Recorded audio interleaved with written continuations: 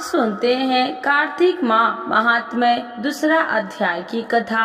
तो एक बार बोलिए प्रेम से विष्णु भगवान की जय, लक्ष्मी माता की जय। भगवान श्री कृष्ण आगे बोले, हे प्रिय, जब गुणवती को राक्षस द्वारा अपने पति एवं पिता के मारे जाने का समाचार मिला तो वह विलाप करने लगी।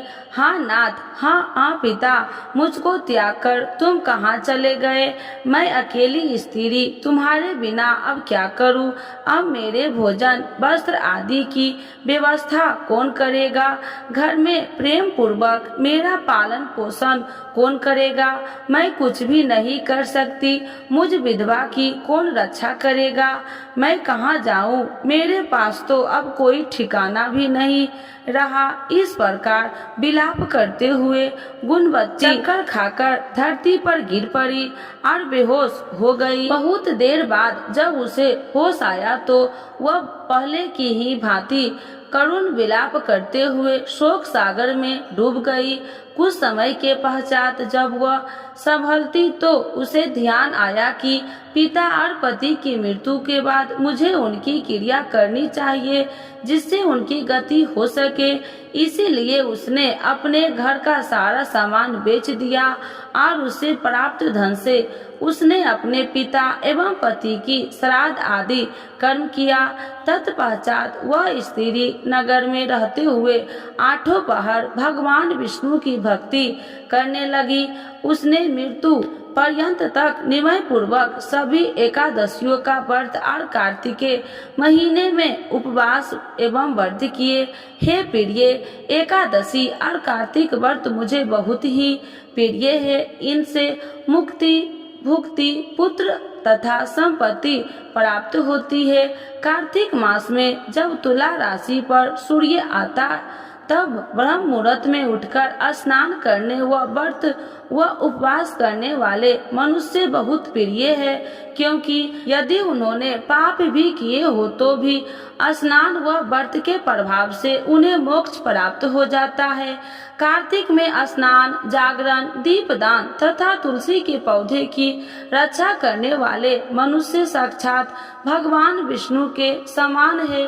कार्तिक मास में मंदिर में झाड़ू लगाने वाले, स्वास्तिक भोजन बनाने वाले तथा भगवान विष्णु की पूजा करने वाले मनुष्य जन्म मरण के चक्कर से छुटकारा पा जाते हैं। यह सुनकर गुणवती भी प्रति वर्ष श्रद्धा पूर्वक कार्तिक का व्रत और भगवान विष्णु की पूजा करने लगी।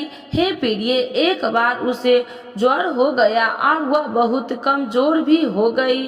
फिर भी वह किसी प्रकार गंगा स्नान के लिए चली गई। गंगा तक तो वह पहुंच गई, परंतु शीत के कारण वह बुरी तरह से कांप रही थी। इस कारण वह शीतल हो गई थी। अब मेरे भगवान विष्णु दूत उसे मेरे धाम ले आए। तत्पश्चात ब्रह्मा आदि देवताओं की प्रार्थना जब मैंने कृष्ण अवतार लिया तो मेरे गण भी मेरे साथ इस पृथ्वी पर आए, जो इस समय यादव है। तुम्हारे पिता पूर्व जन्म में यदो शर्मा थे, वो तो इस समय सत्राधिचित पूर्व जन्म में चंद शर्मा जो तुम्हारा पति था वह डाकू था। और हे देवी, तू ही वह गुणवती है। कार्तिक व्रत के प्रभाव के कारण तू ही मेरी अर्धांगिनी हुई है। पूर्व जन्म में तुमने मेरे मंदिर के द्वारा पर तुलसी का पौधा लगाया था। उस समय वह मेरे महलों के आंगन में कल्प वृक्ष के रूप में विद्यमान है। उस जन्म में जो तुमने दीप दान किया था उसी कारण तुम्हारी देह इतनी सुंदर है और तुम्हारे घर में साक्षात लक्ष्मी का वास है। चूंकि तुमने पूर्व जन्म में अपने सभी व्रतों का फल स्वरूप विष्णु को अर्पित किया था, उसी के प्रभाव से इस जन्म में तुम मेरी प्रिय पत्नी हो। पूर्व जन्म में तुमने नियम पूर्वक जो कार्तिक मास का व्रत किया था उसी के कारण मेरा और तुम्हारा कभी वियोग नहीं होगा।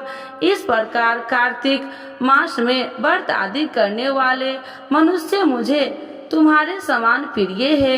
दूसरे जप तप यज्ञ दान आदि करने से प्राप्त फल कार्तिक मास में किए गए व्रत के फल से बहुत थोड़ा होता है, अर्थात कार्तिक मास में व्रतों का 16वां भाग भी नहीं होता। इस प्रकार सत्यभामा भगवान श्री कृष्ण के मुख से अपने पूर्व जन्म के पुण्य का प्रभाव सुनकर बहुत प्रसन्न हुई। दूसरा अध्याय संपूर्ण। तो एक बार बोलिए प्रेम से विष्णु भगवान की जय, लक्ष्मी माता की जय। आज सुनते हैं तुलसी माता की चालीसा। यह चालीसा सुनने से होती है हर रोगों से मुक्ति, मिलती है सुख समृद्धि का आशीर्वाद। तो एक बार बोलिए प्रेम से विष्णु भगवान की जय, तुलसी माता की जय, भगवती माता की जय। श्री तुलसी महारानी करु विनय सिरनाय, जो मम हो संकट विकट दीजे मात नसाय। नमो नमो तुलसी महारानी, महिमा अमित न जाए बखानी। दियो विष्णु तुमको सम्माना, जग में छायो सुयस महाना। विष्णु प्रिय जय जयंती भवानी, तिहु लोक की हो सुख खानी।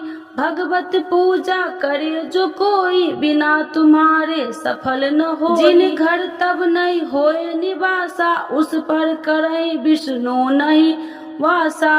करे सदा जो तब नित सुमरन, ते ही के काज होए सब पूरन। कार्तिक मास महात्म्य तुम्हारा, जाको जानत सब संसारा। तब पूजन जो करे कुमारी, पावे सुंदर बर सुकुमारी। करे जो पूजा नित प्रति नारी, सुख संपत्ति से होए सुखारी। वृद्धा नारी करे जो पूजन, मिले भक्ति होवे पुलकित मन। श्रद्धा से पूजे जो कोई, भवनिधि से तर जावे सोई। कथा भागवत यज्ञ करावे, तुम बिन नहीं सफलता पावे। छायो तब प्रताप जग भारी, ध्यावत तुम्हि सकल चितधारी। तुम्हि मात यत्र तंत्र में, सकल काज सीधे होवे क्षण में। औषधि रूप आप हो माता, सब जग में तब यश विख्याता। देव ऋषि मुनि और तपधारी, करत सदा तब जय जयकारी। वेद पुराणन तब यश ज्ञाया, महिमा अगम पार नहीं पाया। नमो नमो जय सुख कारिणी, नमो नमो जय दुख निवारिणी। नमो नमो सुख संपत्ति देनी, नमो नमो अख काटन छेनी। नमो नमो भक्तन दुख हरनी, नमो नमो दुष्टन मद छेनी। नमो नमो भव पार उतारिणी, नमो नमो परलोक सुधारिणी। नमो नमो निज भक्तन उबारिणी, नमो नमो जन काज सवारिणी। नमो नमो जय कुमति नशावनी, नमो नमो सब सुख उपजावनी। जयति जयति जय तुलसी माई, ध्याऊ तुमको शीश नवाई। निर्जन जानी मोहि अपनाओ, बिगड़े काज आप बनाओ। करूँ विनय मैं मात तुम्हारी, पूरन आशा करूँ हमारी। शरण चरण कर जोड़ी मनाओ, निस दिन तेरे ही गुण गाऊं।